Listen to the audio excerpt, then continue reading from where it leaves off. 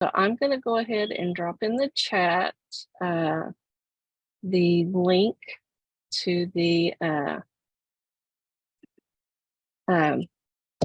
agenda so that you have access to that. And you can, if you are not on the list for the agenda for sign in, just add your name. Just go and hit enter after Wendy's name and add yourself if you're not on the, or after Emily Fox, sorry, you're at the bottom of the list. It went to a second page, and just go ahead and take your attendance there so that everybody is here and accounted for. And sorry if your name's not on there. We just kind of been letting people add it as they've been able to attend. Sorry about the delay in the link coming to you. I did not, that's just me not having done it before. I guess that would have fallen to me where I created the Zoom link. So I do apologize for that. I did drop the agenda, like I said, in the box for those of you that are just now joining on or having trouble finding the agenda. So I'm going to go ahead and hand it off to KEDC because they are going to be doing our welcoming inclusion activity. Okay, so, and I apologize, my voice is not the best. I came down with strep and I'm recovering. So if you all will bear with me, I'm going to share my screen, and Mary, I may need help if you don't care to set up some random breakout rooms for me in just a moment, just a couple people in each. And the activity I'm going to show you today is just a quick way. You could do it with whole group, or you could do it if you're virtual, but we're going to put you in a random breakout room and you're just going to introduce yourself. And then I'm going to show you this question, and I'm going to try to zoom in here a little bit. I'm going to ask this question, I should say. How would you set up a business or service using the 3 random ThinkLink cards shown below? And so if you're not familiar with ThinkLink, it's it'll generate random cards. It's kind of like a game that you can use to get people interacting and talking.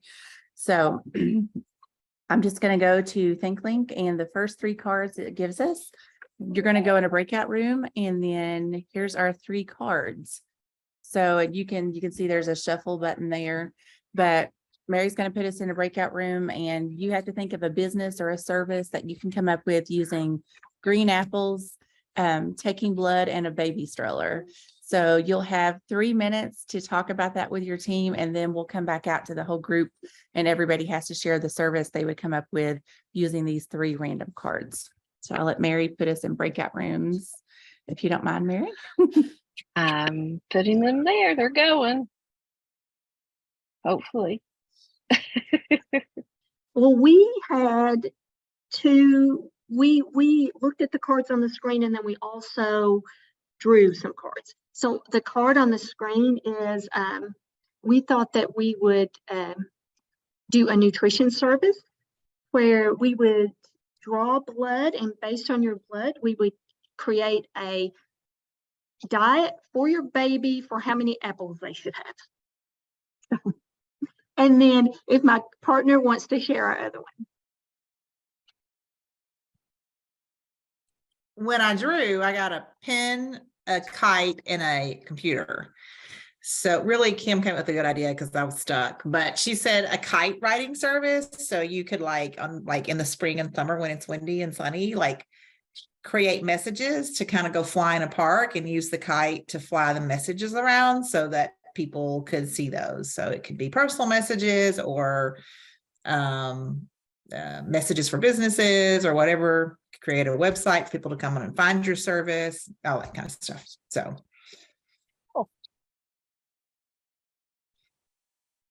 we used the 3 original cards, and we thought about the blood. We thought that could represent a blood donation center, and the baby carriage, we could offer childcare for women who had children who wanted to donate blood, and then give an apple after blood donation or an apple to the child to eat while the mom's donating blood. So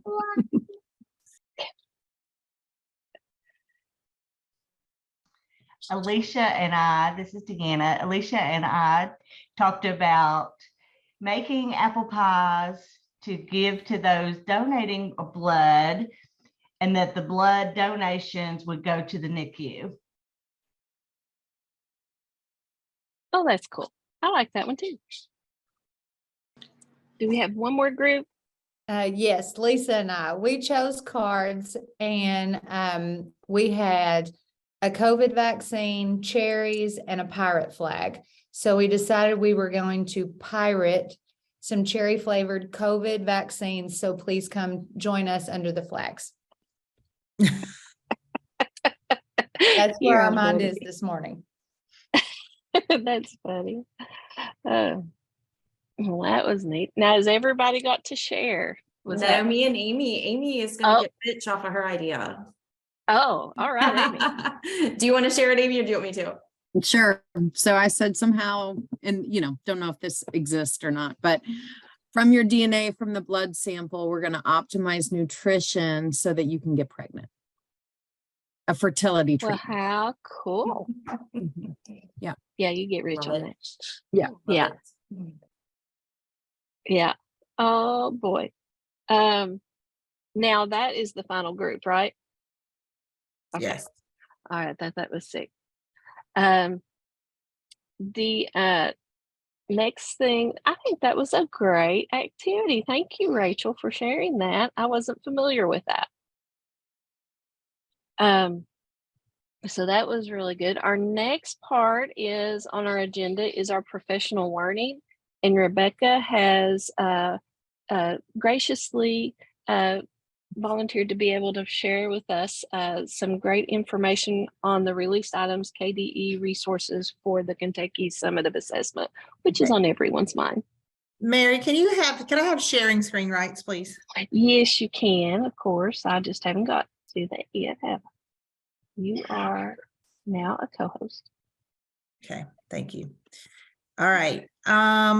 So I actually, when I sat down and started this, let me get to my screen, the one I want. Sorry, I had too many tabs open. I started thinking about really, like we don't like to talk, most people don't like to talk about KSA because it's, it's at the end of the year, and it's just a piece of data that in the world of accountability in some minds is important. And hopefully with some of the United We Learn work, it'll shift a little bit into how we look at it. But right now it's the current game. So that's kind of like why I titled this. And so when I thought about this, we talked about this idea of showing you, in case you weren't aware, something about the released items, but I decided to put a little extra into it and talk a little bit about how I kind of use all the resources that are there.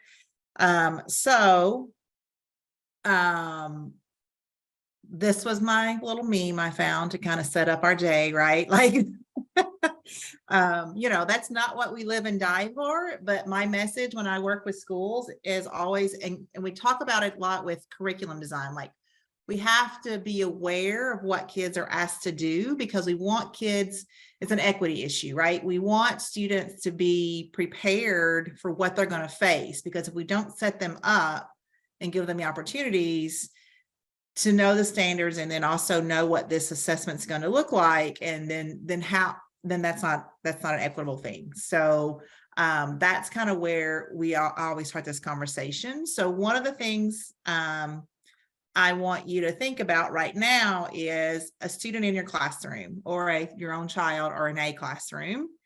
And then we in OVEC call him our child on the chair, and we use him a lot of our work. But I want you to think about this child in any classroom. It can be your child, any child you know.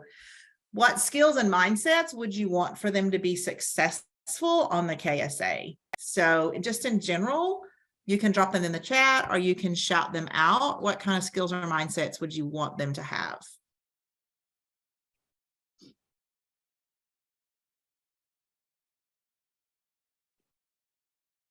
Perseverance is in the chat. Confidence.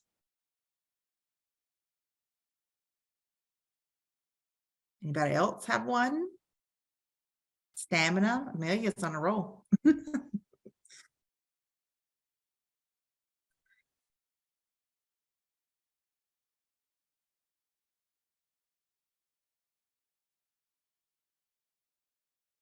Anybody else? Confidence for sure. confidence comes up a lot in conversations I have with teachers. And so we talk about how do you build that confidence, problem solving. All right. Good one. Thank you, Mary. So when I work with teachers, we talk a lot about how do we build that confidence inside of our curriculum. And part of it is mastery of standards, but the other part of it is awareness of what they're going to be asked to do.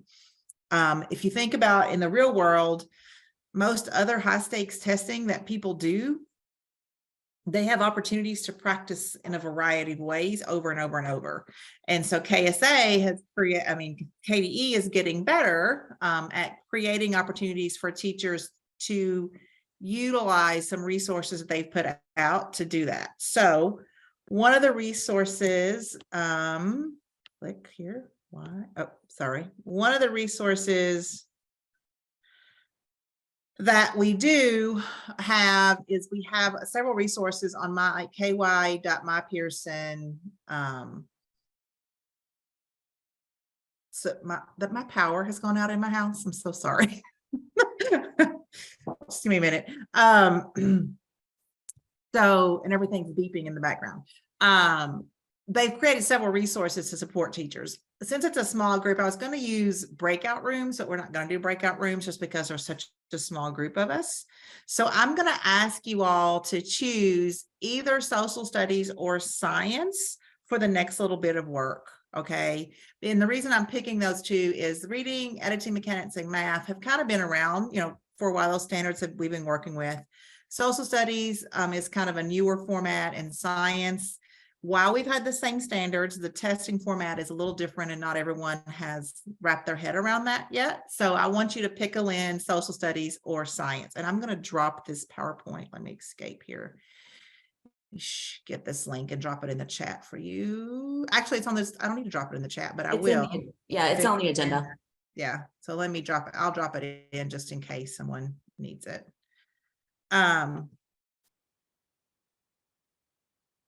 So what I want you to do is I want you to actually go to ky.mypearsonsupport.com. I'd show directly on the next link.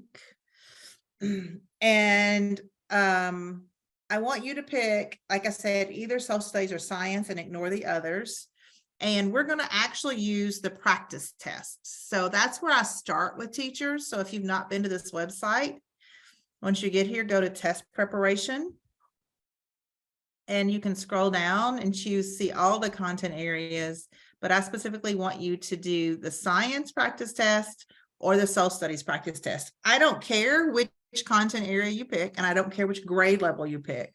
If you are middle school, elementary, whatever level you're comfortable with, I want you to pick that. And I want you to do a little notice and note. So a little double entry diary. So the first side is what do you notice in the test? Thinking about what you're noticing.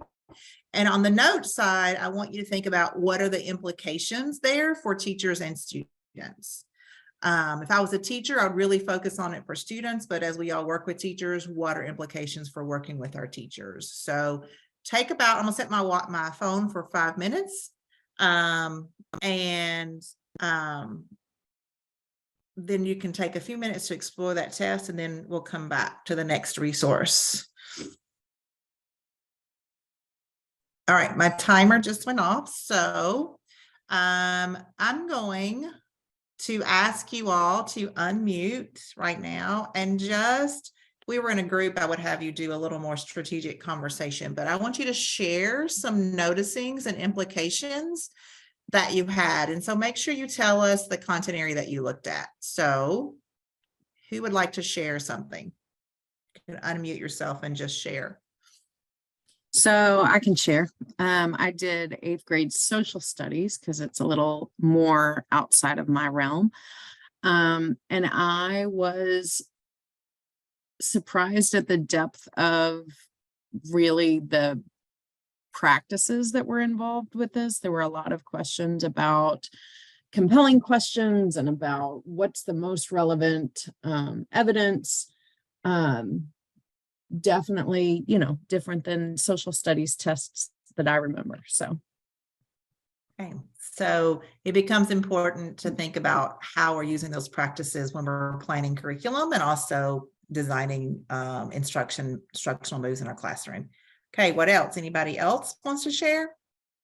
So a little bit of a different notice that I looked at fourth grade science is just the explicit instruction that would be necessary to use those tools. So to maximize the use of like actually using that to your benefit would take having practiced using them. Correct. Correct. Yeah. And so there's a lot of strategic there in helping kids learn how to navigate and, like, to your point, effectively use the tools. Watching kids take the test most often don't take advantage of the tools. They just click through the questions. So how do we do that? What's that implication? One more share, please. I also did science in fourth grade, and I'll just be honest, I think it looks scary. I'm thinking of me being a fourth grader and looking at these questions, just the fact of overcoming the nervousness, the anxiety that some of them are going to have, because you're seeing all these words and all these, pictures and diagrams. I think that they have to kind of psych themselves up a little bit. And then I was noticing that there's two best answers. I just feel that it's a scary looking test when I'm looking at the science, and I'm only looking at fourth grade, you all. Right. Yeah, thank you. So in a minute, you'll have time to talk in a smaller group, a little bit more about it. But one of the things that every time I've done this, especially in the elementary setting, having the K-3 teachers like really look at science and/or social studies really helps them to see the content. And then if you have even your ELA teachers in the secondary level, look at an off content like a science or social studies test, because there are a lot of reading skills and those interdisciplinary practices become important in thinking about helping kids become creating that equitable experience. And so there's power in using the practice test and setting up teachers in the world of curriculum. And some teachers really don't know these tools exist, right? And they only really use them strategically or just for a very short time right before the testing windows start. So we'll talk a little bit more about these tools when you get into your breakout rooms. The next tool I want you to look at is on the same page. There's now a set of released items. And so we're going to explore first these items, and then we're going to look at something that Pearson put out. So let me share here. If you go back to my Pearson support at the top of the page, you will see over here in this corner the released items section. And I want you to try to choose, actually on this one, choose whatever content you looked at that time. Stay with that lens. And if you see, science actually has 2022 and 2020, but we're just going to go with 2022, staying in that realm. And I want you to notice, like, take a minute and look at what is here. Okay. If you haven't, take a minute to go through each of these pieces. And I'm going to set my timer for about 5 minutes again to give you just a little time to look at these tools. So I'm going to stop sharing so you all can explore. Oh, I didn't check the chat. It's a good idea for primary teachers. Yes. All right. So I'm going to stop sharing and give you about 5 minutes to dig into the released items for the content test that you just looked at. I saw you also had some of KDE stuff attached in there. You may want to share with them the training that KDE just did. Do you know about that one? They went through and showed teachers how to work with that stand or work with those questions and rewrite their own questions. Is that the Pearson support thing that I have linked in there? It didn't look the same. I don't think it is. I don't know that I know about that one then, because I didn't see that one. So let me go back and see if I can find it, because that was the one I went through, and then I developed the protocol for those 3 counties that wanted to analyze.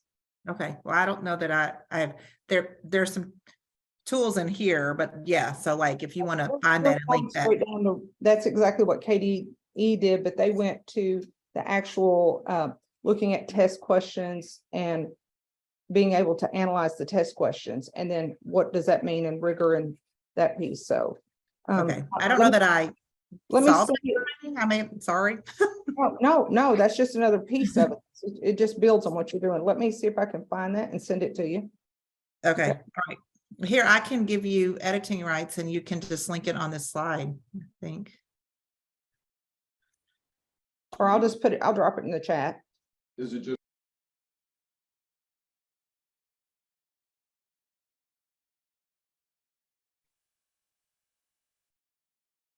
Okay.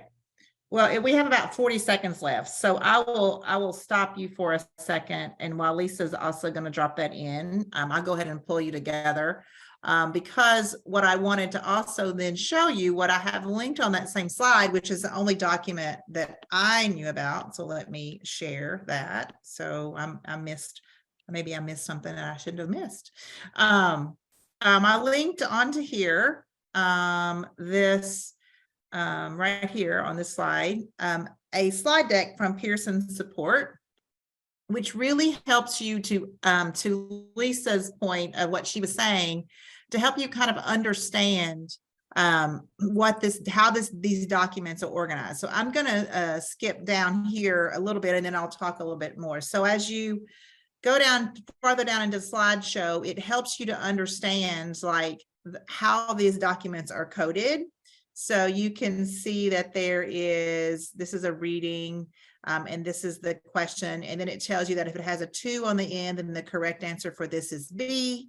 And that's the question ID. And that question ID shows up on other documents that you have that help you analyze that. So if I look over here at this test, you can see this is a science one. And so as I scroll through here, it has this test here. Here's the little code you can see right there. So it's telling you that at the end of this is science question level 4. And then it's telling you that the answer to this, so the last number is B. So as you're looking at these, you can also see that correct answer. So there's a code in there. The top part of this PowerPoint then goes into each school, in case you didn't know, got a file that broke down their performance. So the school's individual performance based on the questions that are released. So it's very specific to the school there. So this first few slides, if your school hasn't, they probably have looked at those, but it actually walks them a little bit through reading that and then how to analyze into their data. One of the things that I have done without even seeing school data when working with the school recently is we actually went in and talked about how these stats that were released would be helpful in just looking at the subgroups within your building, right? Like in thinking about each question. So there's that ID, there's the standard. What did that question look like? What were the ones that how did the students answer? Which was the one, which did most students get it correct? If of the correct answers, which one was the most frequently chose? And what kind of data can that give us as a teacher? Just to think about how we're structuring questions and wording things in alignment with the standard and creating opportunities for kids to think like the test is asking them to think. So that is kind of one of the recent conversations I had with a school. So as I go through here in this science test, question 2 is aligned to 2 different standards. So again, one of my takeaways in the science and social studies is often the disciplines inside these contents are blended. So this one is a life science and a physical science, right? So like, how are they blending these contents? In social studies, how are they blending econ with history, right? Like that's the design work in the curriculum. That's the lens that our team takes and I take when I'm working with schools in looking at these tools. So first of all, looking at the practice test, and then thinking about these, now that we have these released items, what are they telling us and showing us? I think Lisa was going to drop that in. But while we are waiting, what I wanted you to do then is I would like Mary to send us into, how many people are on here? 15. So maybe 4 breakout rooms. And when you get into your breakout room on slide 7, I've linked some virtual talking chips that look like this. And you know how talking chips work. So each person in the room will choose a color, and you can share out an implication or a noticing or a practice that you've used, if you've used these at all, an idea for using those, an idea for how you might want to use them. Just have some conversation around the 2 resources we just looked at, those released items and the virtual test, the practice test, a little differently. I think there's 15 of us. So if you do us in 4 breakout rooms, that makes about 4 a piece. Well, let's do 5. So there'll be 3 in a group. Okay. And then Alrighty. have a little conversation for about 5 minutes around how you might see yourself using these. What is the benefit to teachers? Any other, how you have used these, sharing ideas. Okay. That the blueprints are out there. If you haven't, have teachers look at the blueprints to make sure when they're designing assessments and curriculum that those are available to help guide how they think about pacing and other tools and assessments. Science is not linked because, as you know, new science standards are coming out this year, and so they're reworking the blueprint. And so the original blueprint has been pulled down. I couldn't find it, and I didn't have a saved copy. So if someone has it, that would be awesome. But if not, I did put testing items and time charts down here too, just in case anybody wanted it. But before we close this little section, what are some ideas you shared or heard, or some next steps that you might think about that you talked about in your group? Somebody from group room 1 want to share? I don't know what room I was. Okay, we'll share. It's okay. Just share.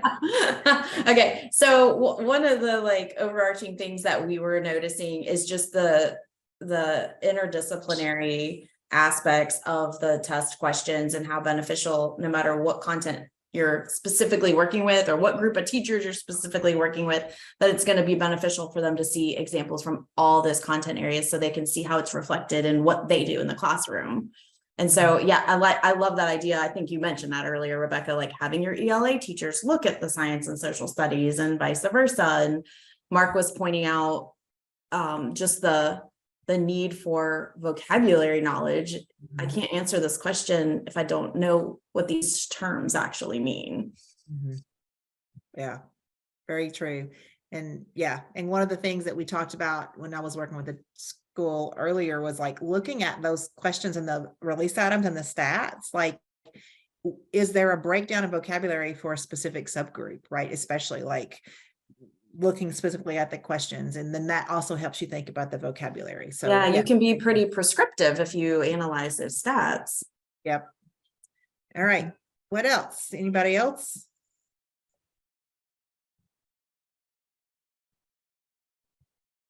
All right. One thing we talked about in my group was like the traditional response, and I'm throwing high school under the bus because I was one, but high school teachers say, yeah, that's all great, but the kids still have to know all this content, right? Look at all this content I have to get through. But if you look at these assessments now, they are not content heavy, traditional multiple choice knowledge-based tests anymore. And so just exposing them to this and letting them see like, oh, okay, the test has changed. Like maybe I need to change my practices a little bit too.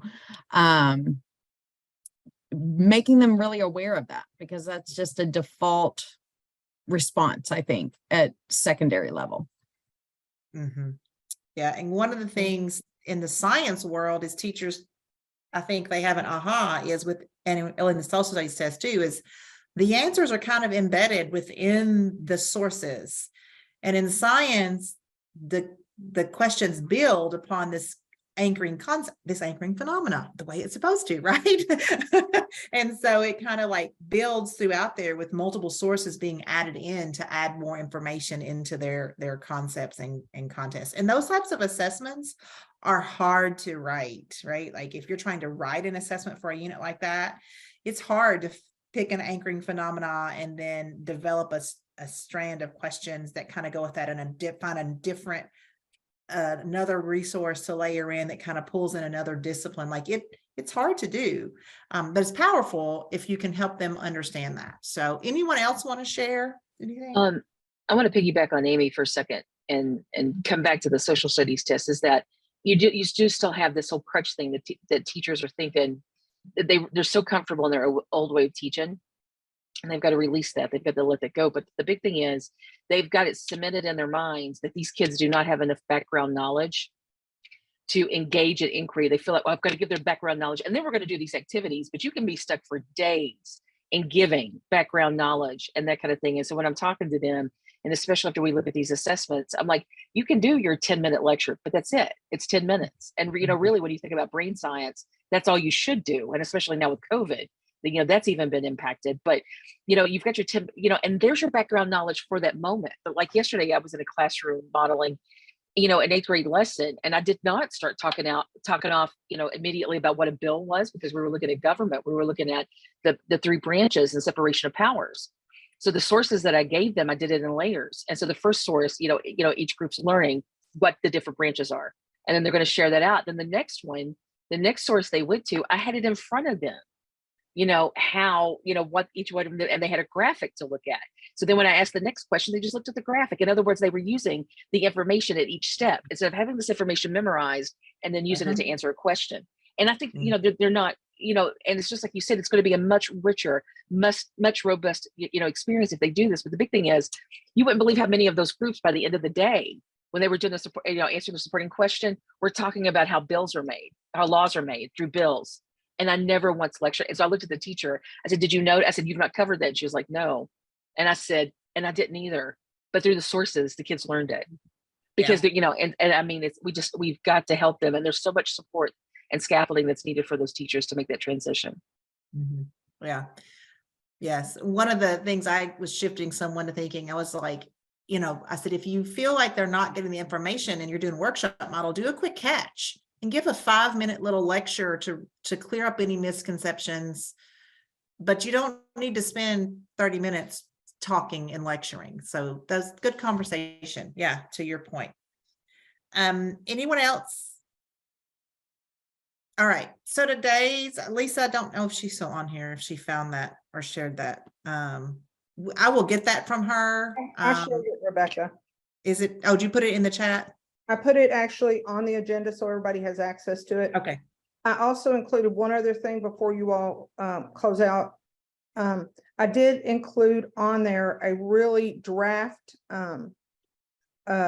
document that I've started using with some schools who wanted to go through and use those released items in their student data to see what they needed to accelerate between now and the end of the school year. So if it's, say you're looking at 5th grade data, it impacts 6th grade because there are students there. So you're looking at the progression of the standards. So you would look at the 6th grade standard and know you need to accelerate what they may have missed in 5th grade to get to the 6th grade. And then this with 5th grade, when we're looking at, you see 60% of the students had the wrong answer, that's an instructional issue. Either we weren't to the rigor of the standard or we didn't address the standard. So I had a couple of districts in a school ask, we want to dig into this. One of the things that was interesting is this would have been information that would have been more helpful in October or November. And we're not sure why they couldn't go ahead and release it then versus waiting until January. So just sharing, if you can use it, great. If you make it better, that's even better. Share it back. Thank you so much. I appreciate that. Lisa, I think that's going to be something that we can definitely share out and share with teachers about how to use the released items as key to learning acceleration. One thing I wanted to share too, I was on a call last night with Himser and the KDE science consultant. Mary, you were on that last night, right? And so they did share, I know that you said that they took the science blueprint down, but one of the things they said is with the revision of the standards is that this coming next 24 school year, they're going to do a pilot with the new items, but the new standard won't be accountability until 24-25. So any changes, which is mostly just grade level shifts, They said there really weren't content changes, but there were some grade level shifts. And so I don't know how much the blueprint will change on that. And Mary, if there's anything that I'm saying that's not right, but I think that's what they shared in the chat box last night, is the way that they're going to roll that out, because the standards won't be official until somewhere between June and September, I think they said, for the science to complete the whole revision process. Am I saying anything wrong there, Mary? Oh, Okay, she's unmuted. you're muted, Mary, but your head nods are. I said, you're absolutely spot on. Sorry, I do that all the time. I mute myself. But no, you got it. I can't think of anything that you shared that is, that's spot on what they shared last night. Okay. All right. Well, that's it for my PD went over. Sorry. But it was good conversation. So thank you, Lisa and Mark, for also letting us know where that stands. I think there's power in using these items with teachers in a way that helps them understand the curriculum and the standards a little better. So, and the practices within. Awesome job. Thank you, Rebecca. That's a wealth of information you shared. I do have a question. Lisa, was that shared in the DAC training for February? Is that where that document came from? Which one? The one you shared of using the released models. Is that the training you said was being done? I was just using the KRSA, the one, a model design for how to build knowledge. It was presented at KAC, I think. I don't know. Okay. A different, well, that's it. No, it wasn't presented at it had to be maybe their January meeting that they presented. Okay. Not sure. I just know a couple of DACs got it. I did not have access to it. And one of the DACs who had asked me to look at a protocol to help them analyze their data said, here's what we thought. We thought we were getting that, but this is really about building KRSA knowledge for teachers. So, and I think the presenter was out of Daviess County. What is her name? She's really, really good. She's been a DAC down there a long time. And I think it's Janet Beth Francis. Yes, that's her. She is awesome. Okay. So yes, really good resource from them. So awesome. Thank you. I was just curious because I was like, that's really nice. Thank you for sharing that. All righty. Moving on to our agenda, I did drop the link hopefully into the chat where you can get it to the agenda so you can get access to those documents. If you need it again, just let me know. Now, let's see what time. We are a little bit running over time here. Is everybody all right to go ahead with Rhonda? Because we kind of talked about letting you have some time and letting Rhonda have some time for CRRSA connections. So Rhonda, are you okay? Is she on here? I saw her. There you are. Yeah. Okay. Yeah, I mean, I think we need to just, everybody stop your video and mute and then go to that flip grid and post one video, either a confidence or a concern. And again, the confidence is something that's working well for your co-op and then or your CRRSA team, and then concern, something that you might need some advice about or something that maybe hasn't worked so well. And then if everybody could post one video and then respond to at least one video, I think we could take 15 minutes. Mary, you think that's good? I think that So would if we be could perfect. say 10:20, come back at 10:20. Okay. Sounds good. So back at 10:20. So hopefully do those videos and then have a little break in there. Yeah, I think for that time. Because the videos, I mean, we're talking, you're probably going to video for a minute or two. So, and then it probably will take you about that same amount of time to respond after you've watched a video. So you could realistically do this in probably 7 or 8 minutes and then have time for a break if we came back at 10:20. Or we could say 10:25 if you want to build in an extra 5 minutes. Okay. Let's do that. 10:25. 10:25.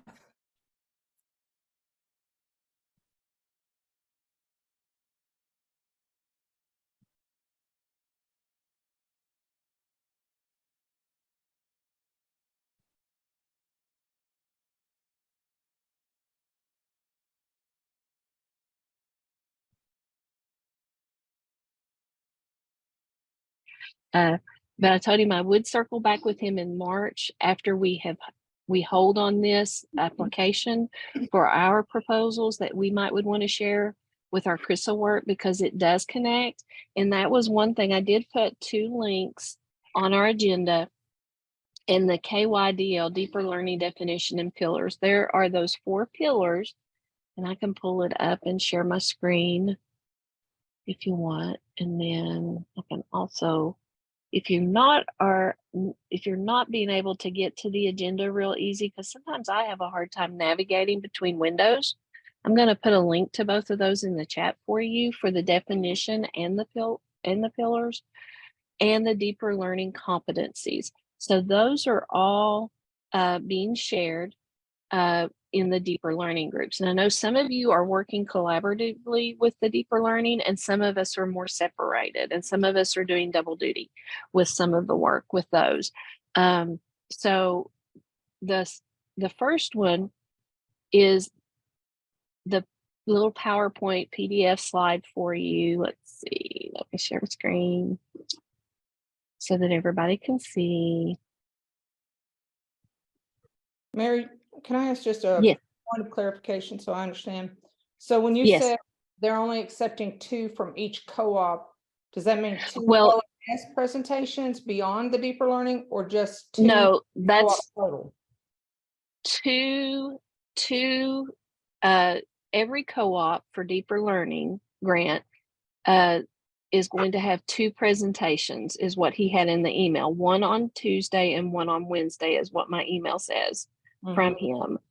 And that's a repeat. Those are the same, to my understanding, those are going to be a repetition of the same at this point. And he's working with the deeper learning coordinators on anything more, but he said if there is room, that our Google form that we have is fine to collect proposals if some of us would like to join in, if there is room. But it's my understanding at this point, he was just saying that there's those 2 required for each co-op related to deeper learning, one on Tuesday, one on Wednesday, and they're the same presentation as my understanding. So from his email.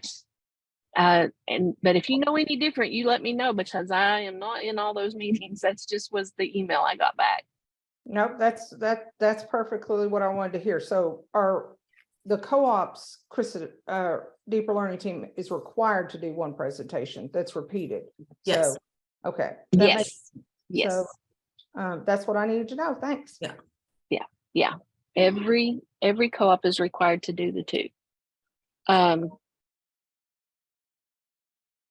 Now, so there is just so what is deeper learning? The definition that the deeper learning group is using, and these are some of the slides you'll see shared. And this is what I don't know if Rachel has been able to get back on, but she was going to kind of work and share with me.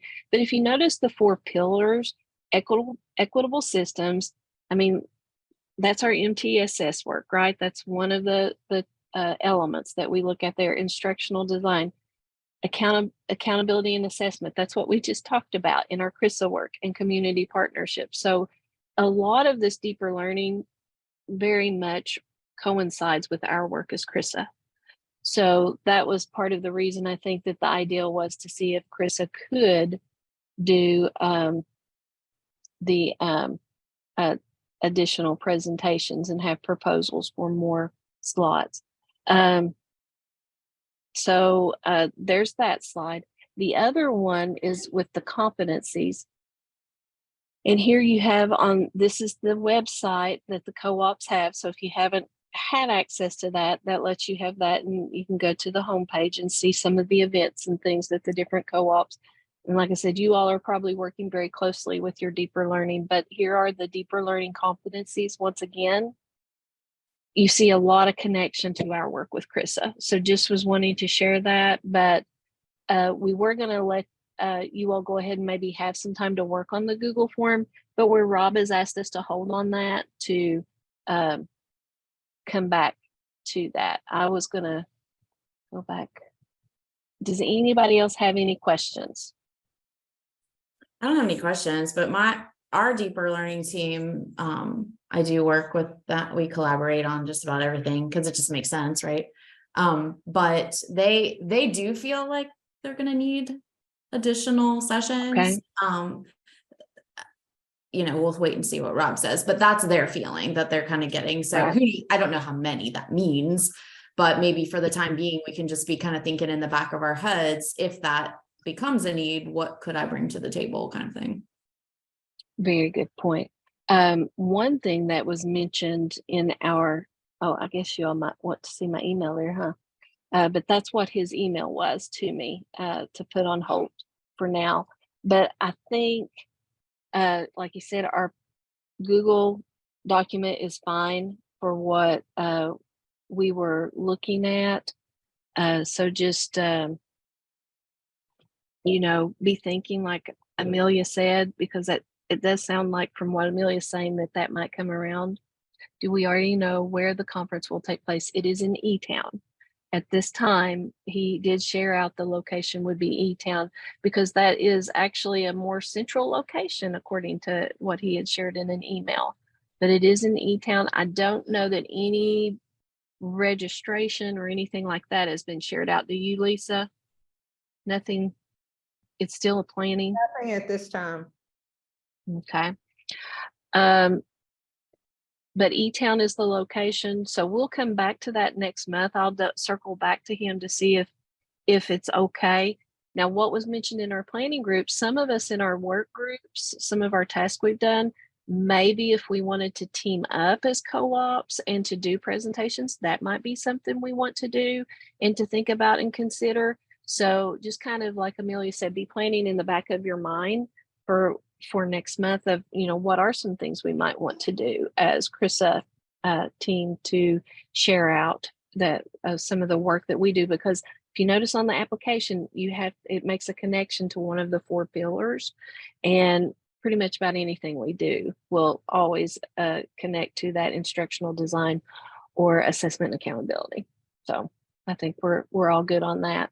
But does anybody have anything else with that? Questions?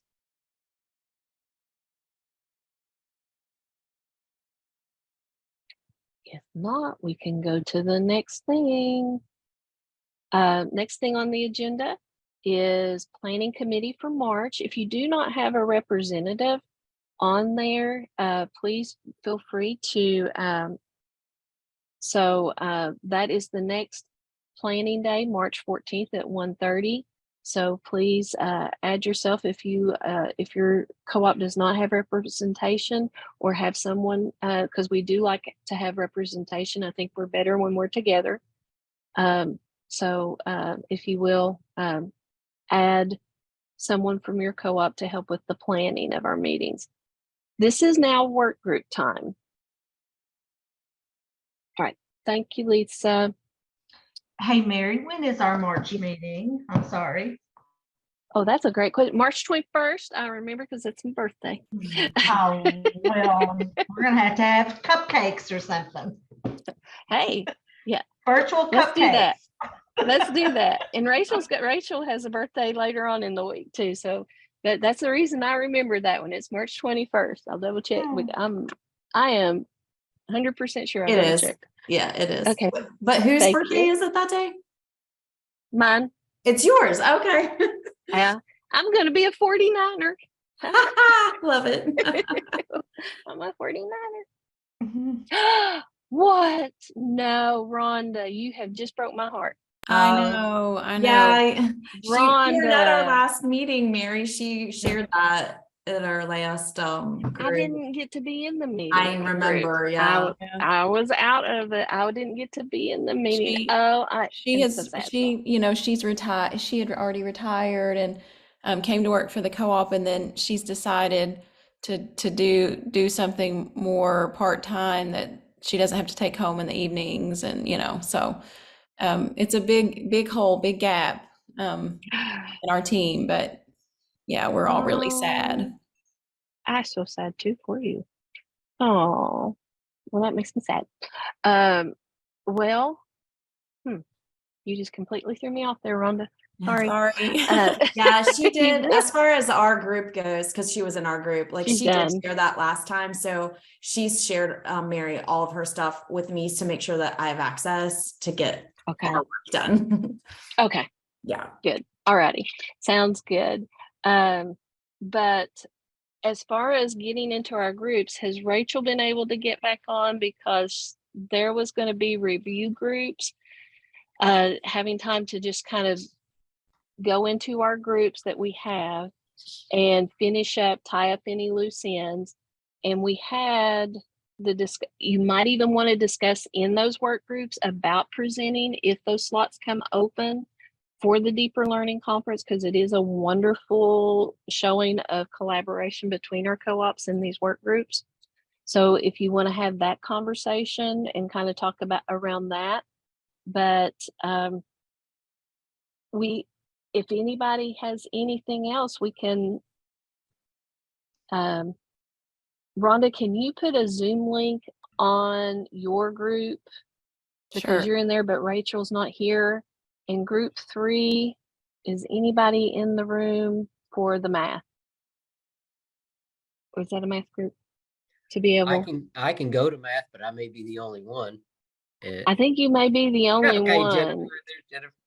Oh no, there you go. You Okay. got one. Sorry, I'm So here. if- I was waving. Yes. I'm sorry. I wasn't looking. I was looking at another Well, I screen. should have Sorry. unmuted. I'm sorry. That's my Sorry, fault. Jennifer.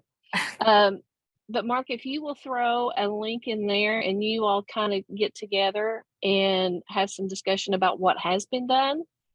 And once you all get done with that, we're done for the day. And so I think part of the thought is wrapping up those groups. And then the next meeting, we'll talk about new work groups and what we'll be doing and new tasks that we want to take on for the next round of work groups. But if that's everything, I appreciate you all getting the Zoom links in there. I'm looking to see. Amelia, did you put that link in there for us? I see one. Yeah, it's there. Okay. I see it. I was like, because I know I didn't do it. Yeah, that's me. I got you. Thank you. But give everybody just a couple of seconds to get those in there. And I will say, I completely forgot when I said we don't have any learning acceleration specialists before. We hired a science specialist just on a limited number of days, like a week or two ago. So we do have that in place. I'm so sorry about that. I wasn't thinking about that when I said that. Oh, That's awesome though. We did the same thing. great. I will say what time is the March meeting? It's the same time. It'll start at 9. And if I make the Zoom link, I will be sending the reminder. Let me tell you that just with that one and share that with you all. But you can always find it on the agenda. But it's on March the 21st starting at 9 o'clock in the morning. Is there anything else?